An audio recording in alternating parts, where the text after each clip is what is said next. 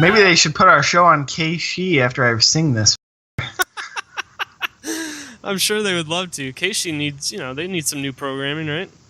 That's for sure. Why not? Twisting the truth and they're playing around with my head. Okay. Oh, Jesus. The things they would do and the things they would say. Your cadence is slightly different than Ozzy's, I think. Oh, you know what I need to do is get my headphones. Yeah. Oh, fuck. I'm back. Mold and rickety. This sucks. Anyhow, you ready to start this thing? Oh, I already started it. Oh, okay. I had to get some of that Ozzy in there, man. Oh, I had. Hopefully you didn't. Do you know that Kevin hates, like, maybe more than just about anything, hates Ozzy ballads? Huh. Like, if there's an Ozzy that even has a, remote aspect of a ballad to it, Kevin hates it. That's interesting. Yeah, I don't know why. I love a good Ozzy ballad, man. Yeah, they're cheesy as all hell, but that's part of it. I don't find them cheesy at all. Well, I love them. Well, I love them too. I'm all for it. I am too, man. The only thing I love as much as an Ozzy ballad is a Dio ballad. Less familiar with those. Man, Dio could sing some ballads, man. Incredible singer. Yeah, he was cool. Yeah, I'd hang out with him. My this guy I used to work with, like 10 years ago, he danced with Dio's wife because he went to some, I guess it was a solo Dio show here in St. Louis somewhere. And afterwards, he went to some bar that was close to the venue, and Dio and his wife walked in, and the bar was playing some music and whatnot, and Dio's wife got up to dance, and this guy, like, I don't know if he was sitting by him, or I don't know the exact situation, but somehow he ended up doing a quick dance with Dio's wife while Dio was just chilling there having a drink, I guess. It's very odd. I guess when somebody goes into like some kind of legendary status, it's hard for me to imagine Dio even being in a bar. It does seem strange. Like, what would he be doing there? Like, shouldn't he be in a castle somewhere? Like, I don't know what he should be doing, but I wouldn't think he'd just be hanging in a bar. Nah, with a bunch of riffraff? No way. He should be somewhere dressed in like some magnificent costume, writing about, dragons and the night and the moon, darkness. Apparently, this happened with Frank Zappa. The band was on like, I think they were on some kind of tour or vacation or something. Mm-hmm. Some odd circumstance happened where they were in some kind of tropical environment. Mm-hmm. Not entirely sure why. And like one of the keyboard players for Zappa like saw him on the beach, and it like freaked him out because he had never like, apparently like Zappa like ran, or I don't know, he went the other way and like fled the scene, but just at the prospect of being seen as a normal human. Apparently. That's awesome. But this guy, I think his name was Duke. I forget his last name. Keyboard player. Anyhow. But yeah, he said he just like didn't know Zappa in that way. And he had never seen him ever outside of rehearsing a band or in the studio or on stage. That's weird. I mean, that is what he did. Zappa, by his own admission, said, I wake up, I write music until I fall asleep. Huh. Which sounds like the greatest life ever. Sounds pretty good. Anyhow, we should, now that we've gotten some distance from it, a little time, a little space to think about it and process it, we should discuss your upcoming bout with Floyd Mayweather. Yeah. Now that the one with Conor McGregor is over. Yeah, I mean, the ink's not dry or anything, but there's talk. There's talk between you and Floyd Mayweather for there's a talk boxing between match. my representation and his representation, and I called him out. And just for anybody that doesn't know, my illustrious boxing career, I've never had a professional fight before. Never trained a day in my life. Yeah. As a boxer. For boxing or anything else, correct? Yeah, more or less. No. And but I think, I weigh in at about 222. What's Floyd Mayweather coming in at? Probably about 150. All right, 150. And so he's talking about coming out of retirement to make it 51-0, but of course I'm going to stop that from happening. Well, you do have 70 pounds or so on him. So that's true. That's in your favor, perhaps. That, and much like the Conor McGregor fight, I'm going to be throwing things at him that he's never seen before. Well, that's definitely true. I don't think there's gonna be a level of creativity that he is going to have a hard time coping with. Yeah, that's probably, that's possible. But 70 pounds given up to you, won't that make him much faster? Yeah, probably. Could that potentially be a problem for you? Forget about his 50-0 record here. No, I don't think that's going to be a problem.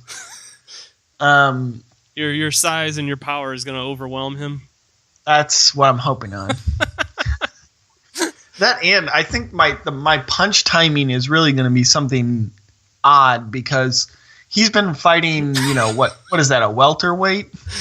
He's fought in about 5 different weight classes, I think.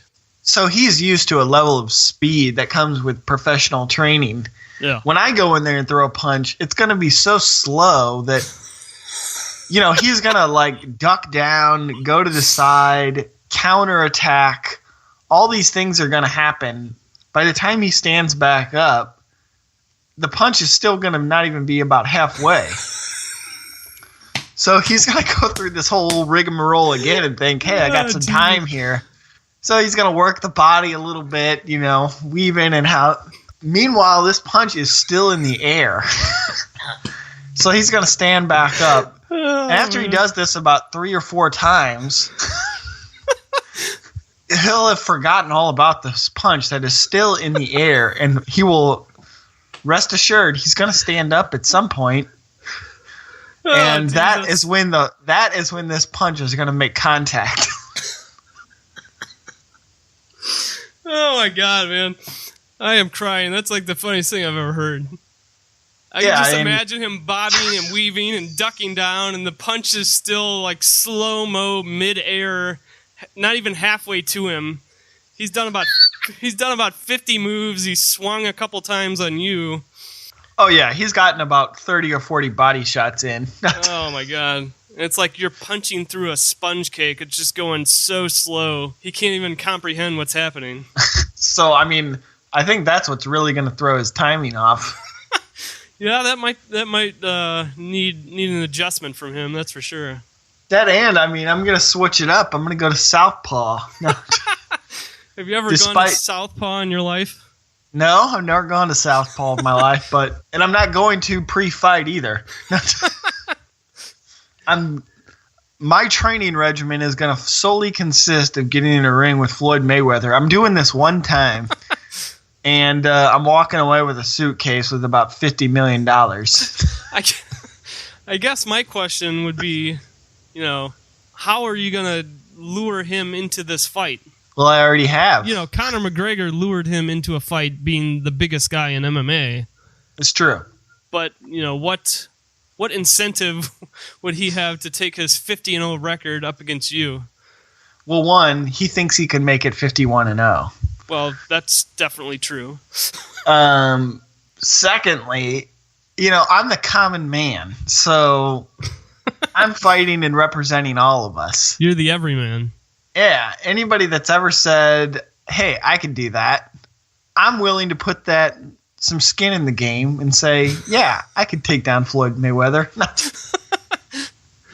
So, it's really going to be the rallying of the people, the outcry of the public, putting pressure on Floyd. If Floyd Money Mayweather is going to a department store and buying a ridiculous pair of jeans, I want some public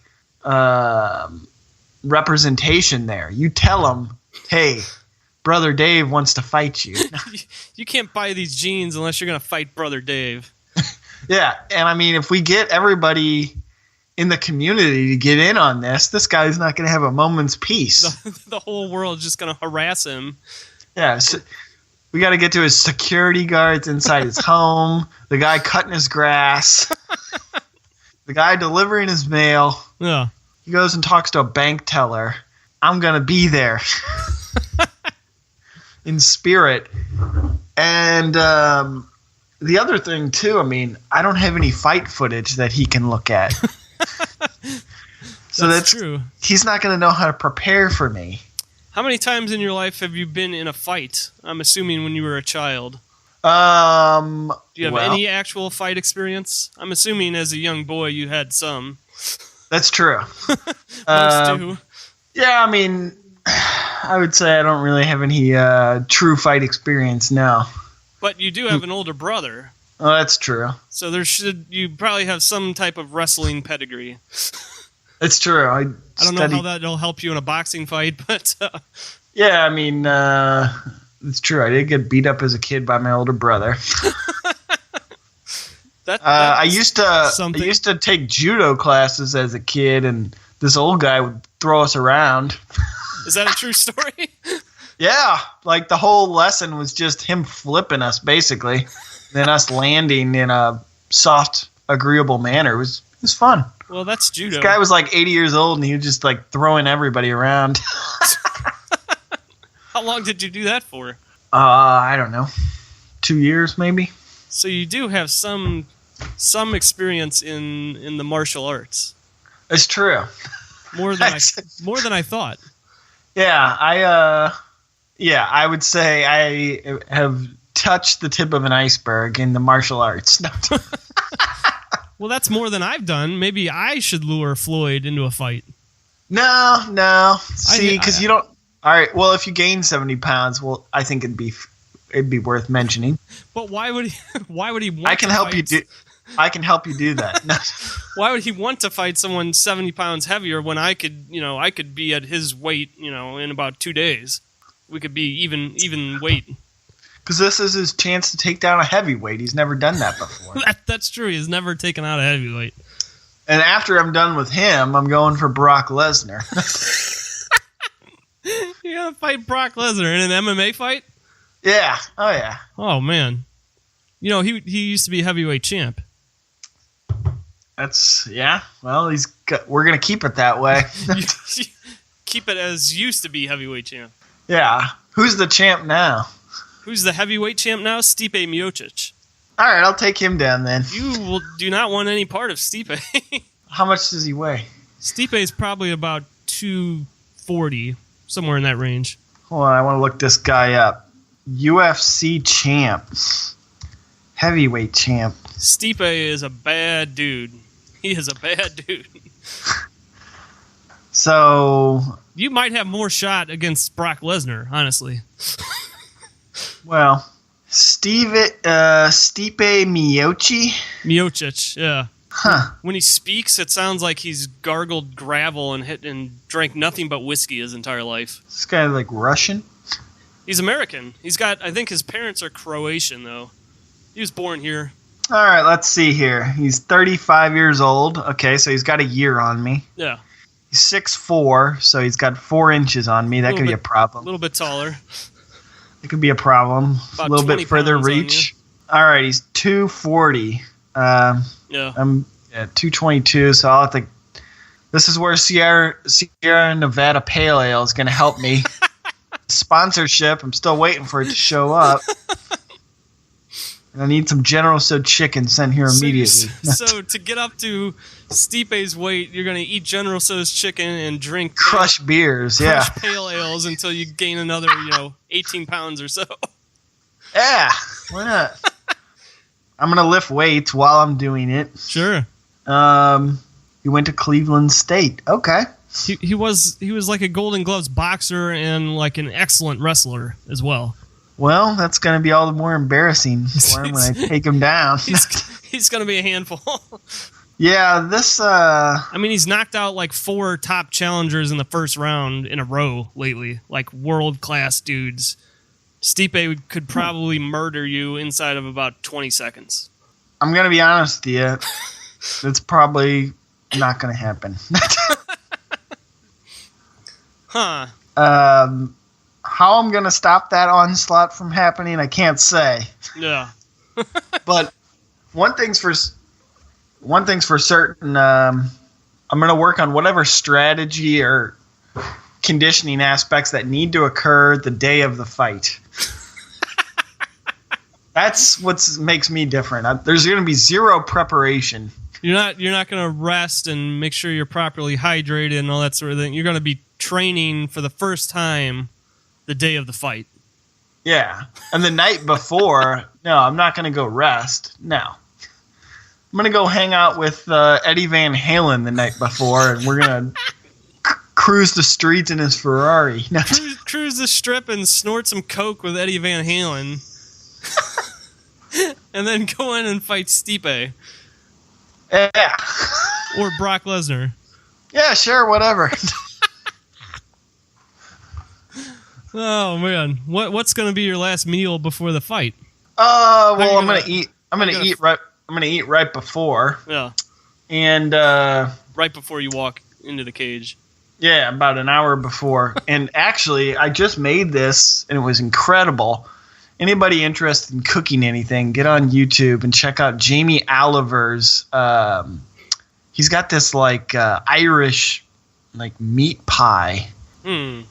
Oh man, it was amazing. So I'm gonna have that, then I'm gonna crush a couple beers, and then we're gonna do this. you're gonna go in buzzed as well. Well, I don't see any reason why not. I wonder if there's regulations against that.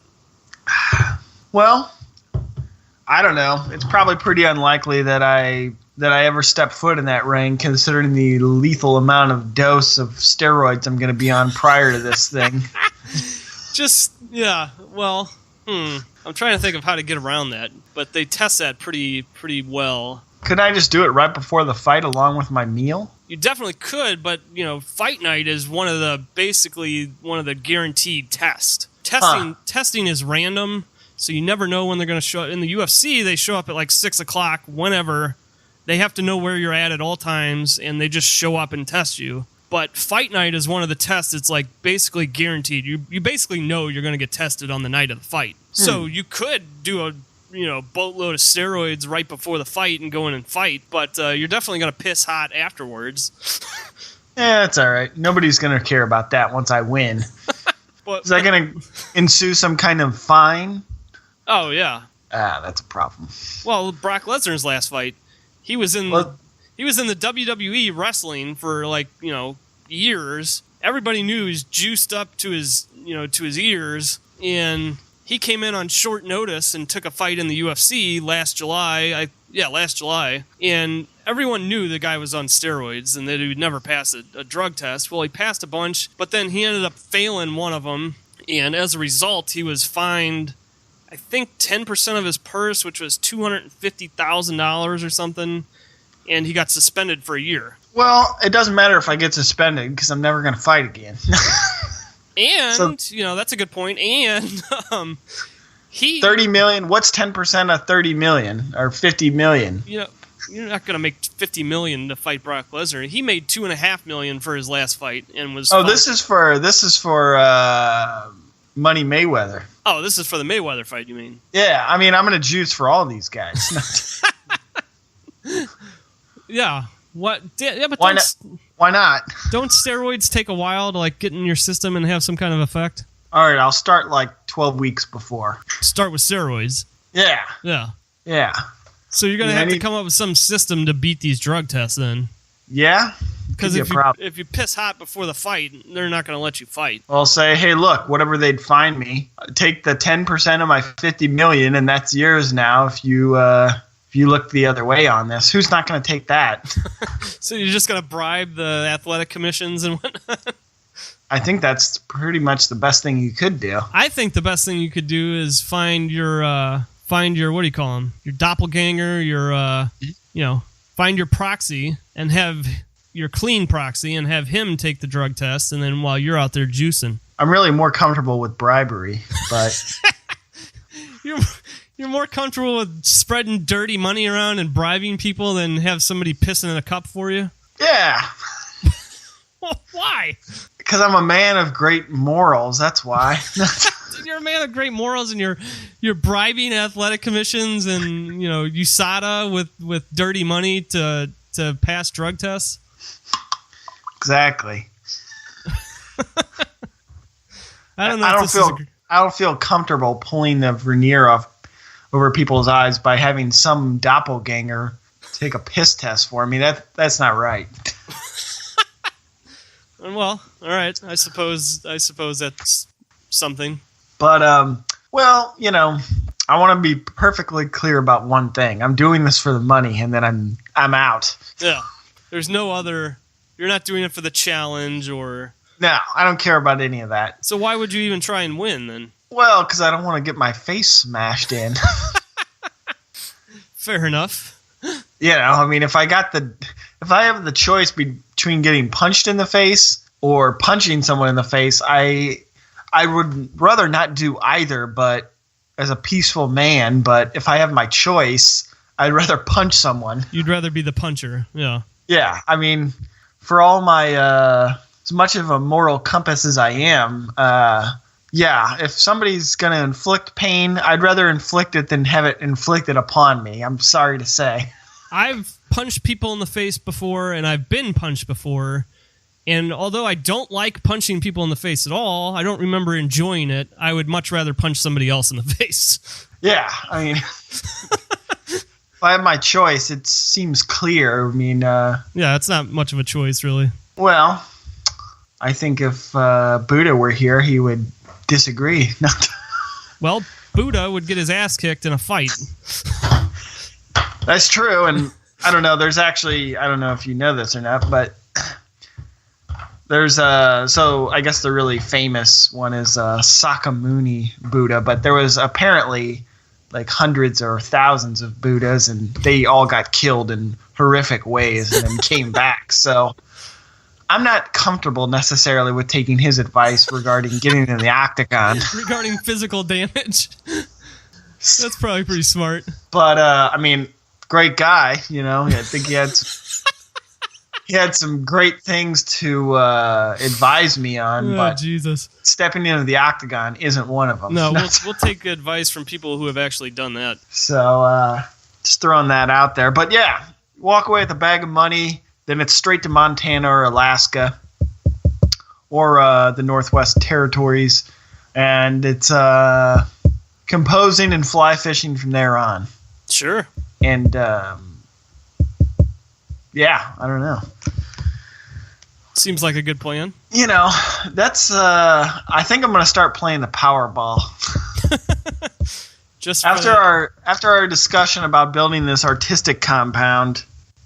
I mean, you have no chance in hell to ever win. Well, somebody's winning them. Somebody's winning them, but it's like, suppose you got struck by lightning and just liberate from the grind of the 9 to 5. Well, what you have to do to win, there's a proven way to win these things, okay? If you know what the proven way to win these things is, then why haven't you already exercised this option? That's a very good question. But there's definitely a proven way to win them, and you have to go to the country. You have to go to a backwoods, shit-stained, total dump of a trash gas station convenience store. Okay. And that's where you buy your ticket.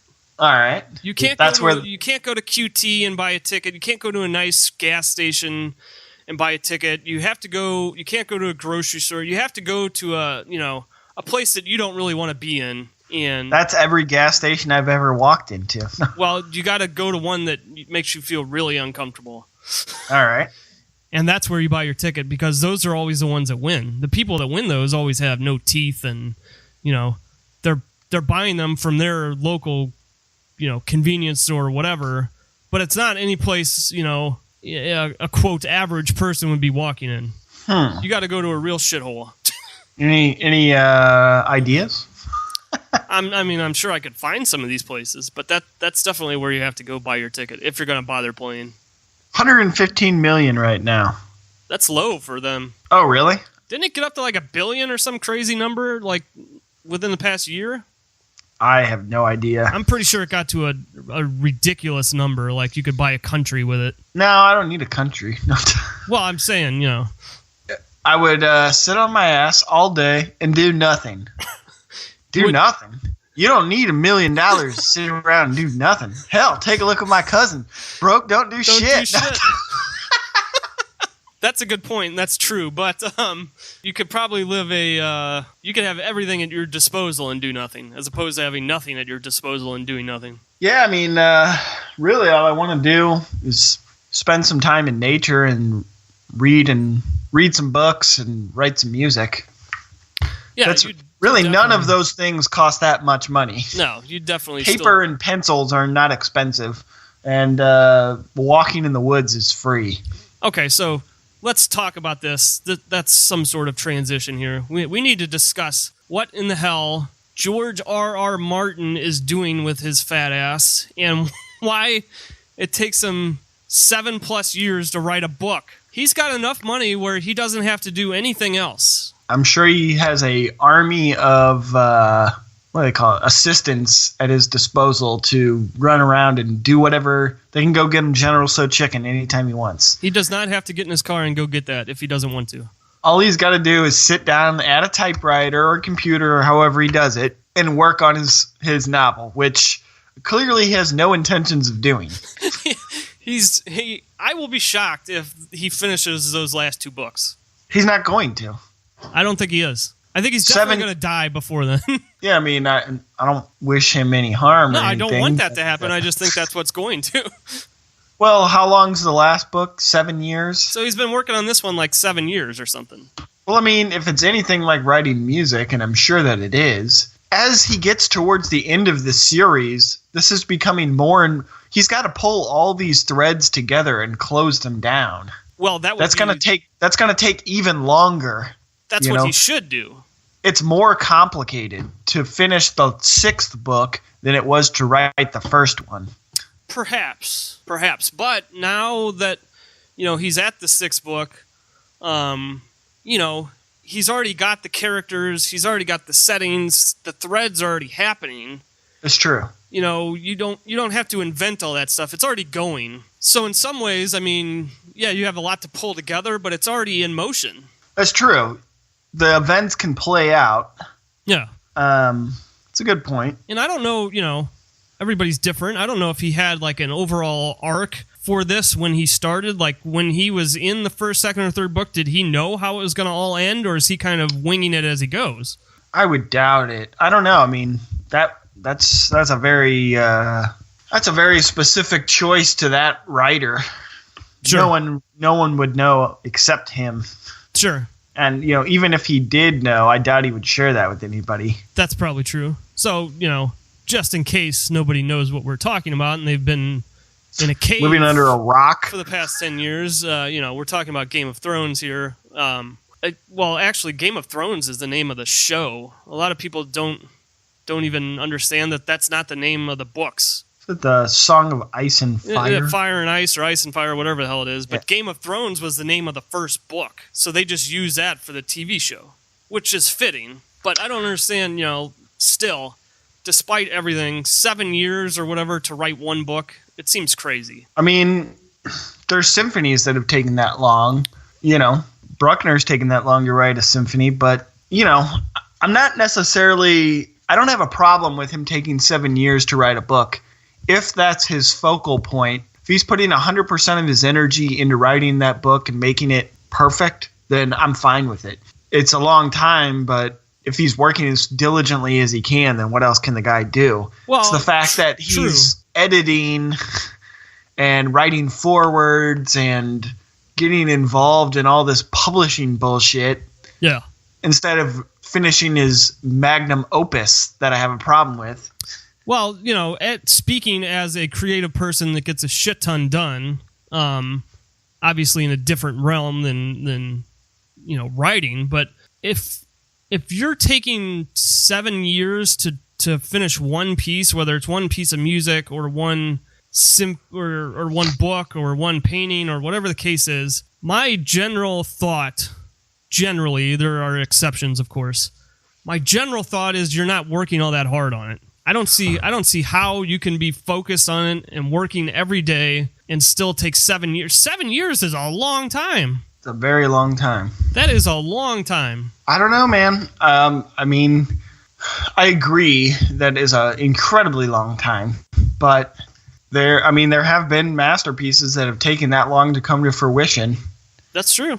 And I don't know that I would necessarily question the working methods of the people that wrote them, but it's almost always in the winter or autumn stages of that person's life where they know that this is going to be one of my last works and they want everything to be correct. For sure. So, I mean, it really is a personal battle. The writing of the actual music or painting or whatever it may be, book, probably, they're their own obstacle at that point. I think perfectionism, He's for sure. I think he's just been distracted, honestly. Well, that's the thing because I'm looking, the first book came out in 96, the next one 98, so that's 2 years. The third one in 2000, that's 2 years. Mm-hmm. The fourth one, 5-year gap. And then the next one is a 6-year gap. Mm-hmm. And the last book was written in 2011, so another 6 years. 2, 2, 4, and 6, or something to that effect. And now all of a sudden we're I guess we're still technically within that 6-year gap. Sure. That's a long, long time. That is a long time. We talked about it a little, but what makes me uncomfortable about Game of Thrones is not the quality of it, because the quality has been amazing. They've done an amazing job on that show. But the fact that they've now, they've overran the books. Like the show has progressed the story further than the actual books have, because he hasn't finished the 6th book. Yeah, I mean, I know you're uncomfortable with that. It just seems a little odd to me. That would be best. I mean, if the author had finished the books and they were building the show on it, that would be best. But with that said, I don't want to wait 20 years for them to finish this show because the guy hasn't done his work because he's too busy collecting paychecks from writing some bullshit forward for some nothing book. Yeah. Dude, if you go to like a bookstore, like even if I go to Barnes & Noble up here and I go in like the fantasy sci-fi section, and you look through the new releases, I'm not kidding. I bet a significant percentage of those have some quote on them somewhere from George R.R. Martin giving them, his stamp of approval, because if you can get that, you'll automatically sell like 10,000 more copies, So he's just cashing it in. He's cashing it in, man. He's just sitting around. I don't even know if he's reading these things. Who the hell knows? But what is all that money going to, this is kind of what we were just talking about. Okay, so the guy never is going to have to work again. I mean, none of this money is going to really change his life, because probably what he wants to do more than anything is write. That doesn't cost anything. Yeah. He just wants to write and eat tacos, and you can only buy so many tacos, man. Well, we all love tacos. We can't fault him for that, but still. Yeah. If he doesn't stop eating those tacos and get to writing, he's definitely going to die before he finishes these 2 books. Well, yeah, what he's claiming to be 2 books, I think, throughout this series, he's changed the final number like 10 times. He said there were going to be 8 books, and then at one point he said there was going to be 10, and at one it was 5. He can't decide. Well, that would probably mean that he's not entirely certain of the structure of the novel. For sure. You had asked about that earlier. That would imply to me that he may have some idea, but may perhaps not set in stone. So I wonder, since he hasn't finished the books, and the show's already progressed beyond them, so the show has said that they're using his notes and, things that he has finished to work off of and whatnot. And I believe they're probably trying to be close to it. But still, like, could it be the case now that the show is actually going to influence the books? It's totally ass backwards. I don't think that'll happen. I would doubt it, but in theory now it would be possible. Well, in theory it's possible, but I think the author reserves the right to change whatever he wants. Sure. And whether or not he will or not, I can't say. But yeah, I mean, who knows how close that collaboration is? But that show is throwing it down. I mean, I have no qualms about what has occurred thus far, whether or not somebody's dreaming it up on the spot or it's being pulled from Martin's notes. Sure. I mean, it's badass. Well, I only got to, I think, season 4 before I stopped watching it because mainly of the fact that I was uncomfortable with the show going past the books and, that kind of stuff. But, the first few seasons were like nearly perfect. Yeah, I mean... and I'm sure they're just getting better. It's up to you. I mean, if you want to wait 20 years to finish this story, then that's your business. I can be proud of the fact, and I'm not going to say this in like a hipster kind of way or a way that, I'm sure there's people that are loving to throw this out there, even if it's not true. But I was aware of that before the show, and I'm happy about that. Not me. I jumped on that bandwagon so fast. Oh, I definitely still jumped on the bandwagon. I'm not even going to try and... Not only that, I was about a half decade behind everybody else. No. I read that first book because it had a lot of hype online, especially, if you looked into fantasy books, which I'm into anyway and all that kind of stuff. Like, a lot of people were talking about that book, and I'm like, fine, I guess I should read this. This is 12 years ago. And, so I read the first book, and it didn't connect with me at all for some reason. I don't know if it's because there's so many damn characters in there and because, each chapter was from a different point of view and I couldn't really, put it all together. I don't know why, but I didn't connect with it. I threw that thing in my trunk where it sat for years. The cover got ripped off of it. The book's in shreds in my trunk. I think it's still in my trunk. And then, years after I read it, I heard that they were going to come out with a show called Game of Thrones based on this book by George R.R. Martin, and I'm like, wait a minute, why does that sound so familiar? Did I read that? And then I remembered that was a book I read and threw in my trunk, and, people were talking about the show, they were already hyping it, and talking about how big it was going to be and the huge budget it was going to have and all this. I'm like, what? Wait a minute. What? I don't even remember liking this book. And then I went back and I read it again. I don't know if it was right before or right after the show came out, but either way, the second time I read it, I got it, and I was like, holy shit, this thing's incredible. Yeah, I mean, can't say, because I haven't read the book, but... gotta read the books, man. Gotta do it. I'm too busy listening to Handel Concerto Grossos. Oh, that's bullshit, and you know it. No, I don't think so. You are doing that, but you've made time to watch a show, which is in hour-long chunks. That's true. So you're saying I could take an hour and read this book? No, not 1 hour, but if you took the amount of time that it took to watch a season of the show and absorb it, you could probably put that time into reading the book and get through it. Yeah, I guess I can't really disagree with that. Especially once once you've seen the show and you could put a face with the characters and stuff, you can breeze through those books. It's a good point. I mean, I read the second and third book in a matter of, days, probably a week. I read both of those books because A, they're really friggin' good, and B, because I already, I could put a face with all the characters, and I knew the settings from the show, and all that kind of stuff, so you could just fly through those books. So it seems George R.R. Martin he's 68 years old, so it's conceivable that he'll finish those books if he lives another 20 years. Ain't gonna happen. I don't know. What? I mean, it's all... Have you seen the guy? He looks like a sewer rat. Sewer rat? No. It's like a big swollen sewer rat. Oh, man, that's a grave insult. He's in terrible shape. You guys are gonna... You better watch it, King. This guy might be sending you a letter to duel pretty soon. Even for a 68-year-old author, he's in terrible shape. No offense to the guy. The guy's a creative genius, but, You're saying he's not hitting the gym. I don't think it's going to happen. He's definitely not hitting the gym. All right. Well, what we need to do is invite Bruce Dickinson over to his house and get him fencing. Yeah. Bruce Dickinson will whip him into shape. Yeah. That guy will live to be 100. It's true.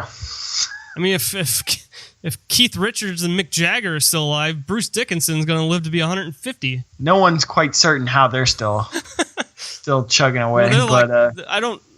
They're like Ozzy. We mentioned that earlier. I don't know how Ozzy's still alive. How many times will they fill me with lies and I listen? Whoa, yeah. You knew way more of those lyrics than I was expecting you to know. And they don't even know even what they're talking about. And I can't imagine what empty heads can achieve. Leave me alone. My voice doesn't go up that high. Oh, Jesus. A few do. But, Still, man. To this day, the funniest times in my entire life. I cannot think of anything that's ever been funnier than when you and Kevin would have your sing-offs at the piano. Sing-offs? Well, yeah, you would. That's right. You would hit a note, and you would both sing it, and then you would go progressively higher until you were way beyond your realm, and you were still going higher. It's true. It was just getting more ridiculous. It wasn't getting any higher or any better. Well, and then I would just be sitting there dying laughing because for some reason it was just the funniest thing in the world to me. You guys are like, yeah.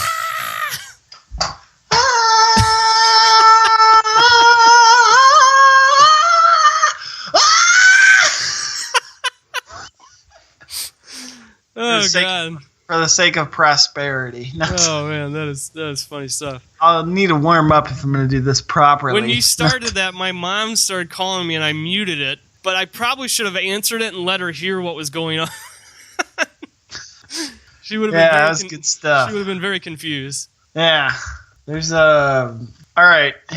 Here's one for you. All right. What is I can't say I have many regrets, not of a serious nature.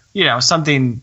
What's something that occurred at some point in your life that you have a regret about? That's lighthearted. Anything come to mind? A lighthearted regret? A lighthearted regret that still kind of bothers you, but is not not heavy. Oh man, I've got one for you while you're thinking on yours. Let's hear it. King Crimson was coming through town. Yeah, Robert Fripp was playing at the Duck Room, which is this small, intimate venue. Yeah. And I had to write some history paper for college, and I was like, I can't go. I got to work on this paper because I had waited to the absolute last minute, as I always did. Sure. So I didn't go to that show. That's bothered me for 15 years. That was the wrong choice. That was stupid. Yeah, probably so. And if I could go back, which one are we talking about though? Are we talking about the King Crimson show or the Robert Fripp show? They were two separate shows. Oh, that's right. I missed both of them. King Crimson was in town first, and then sometime later, not too much longer later, maybe like a year or two later, Robert Fripp was in town solo. I think it was the Robert Fripp solo show. King Crimson played at the pageant, and then Fripp played in the Duck Room solo. Yeah. I find it alarming. I missed both of those, but I may not have been in the know at that time. You knew about the Fripp show. I'm positive of that because I had 2 tickets.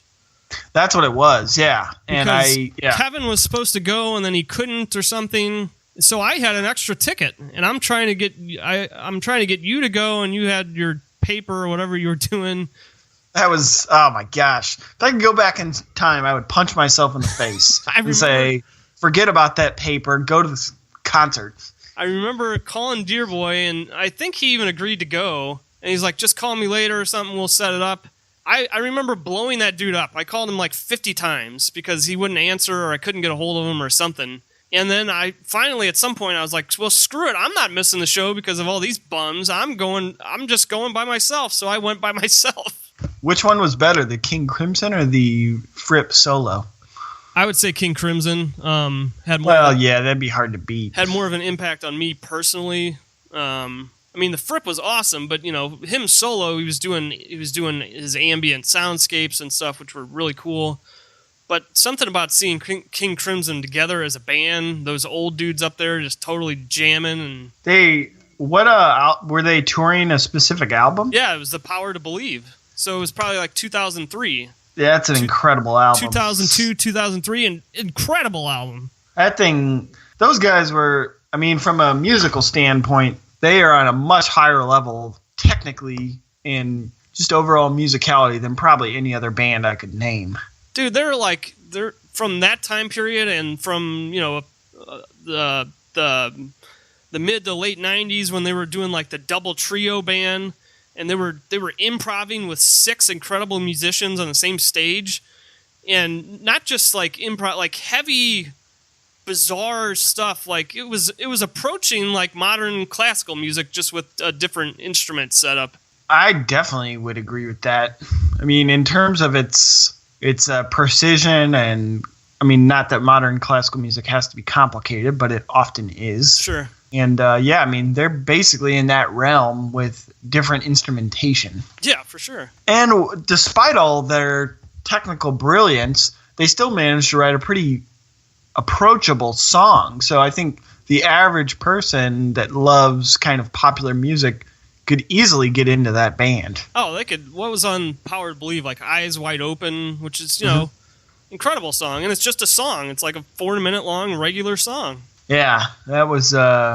But then they open it up with Level 5, which is like one of the heaviest, most, complicated rock songs ever written, much less written by friggin' old guys, That's, that often happens. I mean, it's like I've seen Rush live a few times. Mm-hmm. It's like, these guys are twice as old as everyone out here, and they're kicking everyone's ass. Yeah, man. And there's not a whole lot of new blood in terms of, there are, but these are more obscure bands. Sure. But I remember, when I was into metal, there was always just like, the genre was never really that safe. I mean, there was usually like 1 or 2 bands that were kind of dominant, and then everybody else. Yeah. You might be waiting years before they release another album. Yeah, for sure. It was a problem.